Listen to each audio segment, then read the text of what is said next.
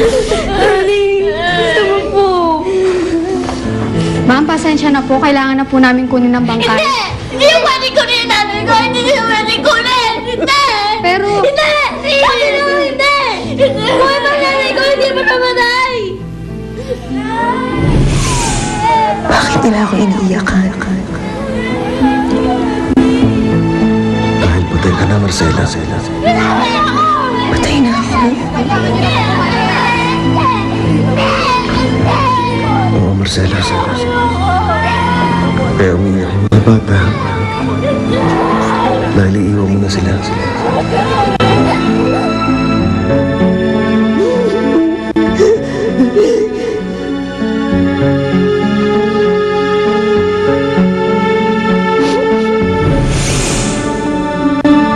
Patay na si Tita Marcela? Oo, yung nanay ng tatlong bata. Sige po. Ano na yan? Wala na silang nanay. Alam mo, Lenlen, kung saan man ngayon naroroon yung nanay nila, sigurado ako nasasaktan din siya. Talaga po? Oo, sigurado ako. Kasi naramdaman ko rin yun eh. Ang sakit-sakit nung nawalay kayo sa piling ko ng kuya mo. Hayaan niyo, Nay. Hindi namin kayo iwan ni Lenlen. Lagi na tayo magiging magkakasama.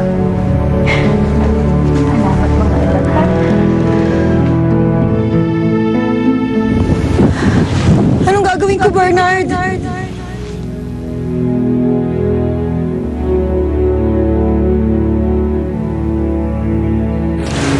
Anong gagawin ko? Masakit sa mga bata ang pagkamatay ko. Kapawa naman yung mga bata. Kailangan lang nila ng ina. Kailangan nila ako.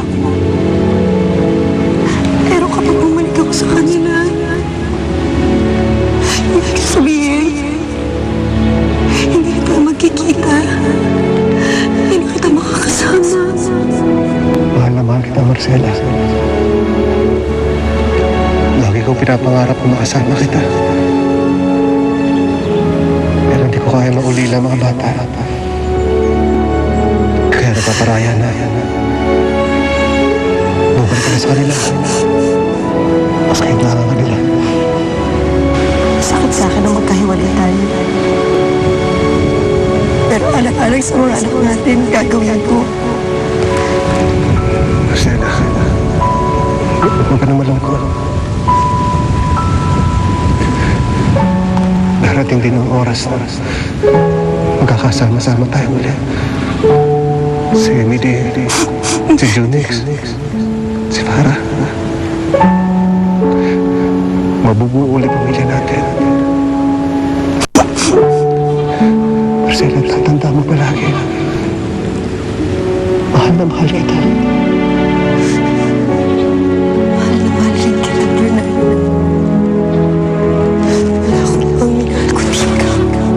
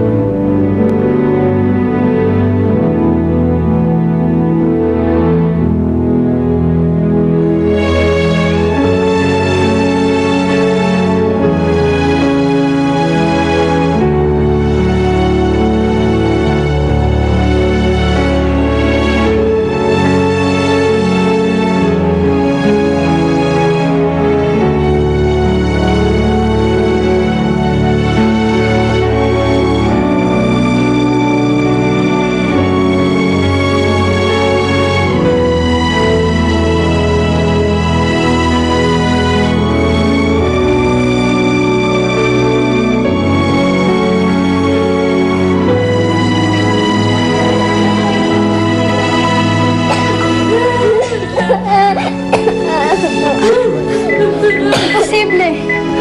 Bakit? Bakit ano nangyari? Nabuhay po yung pasyente.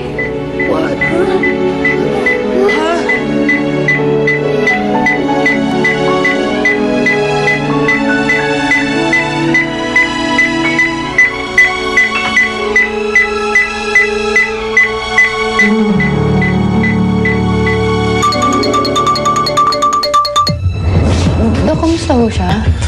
Well, he is hanging on, but he is getting worse. Siya ang asawa ko! Lagi mo akong binabagpag. Ano po sa pinakakalay to? Langya ka? Ang tatay, alam kong hirap na hirap ka na. Alam kong ayaw mo kaming iwan. Pero mas nahihirapan kami nakikita kang ganito. Magpahinga ka na. Time of death, 1:45 p.m.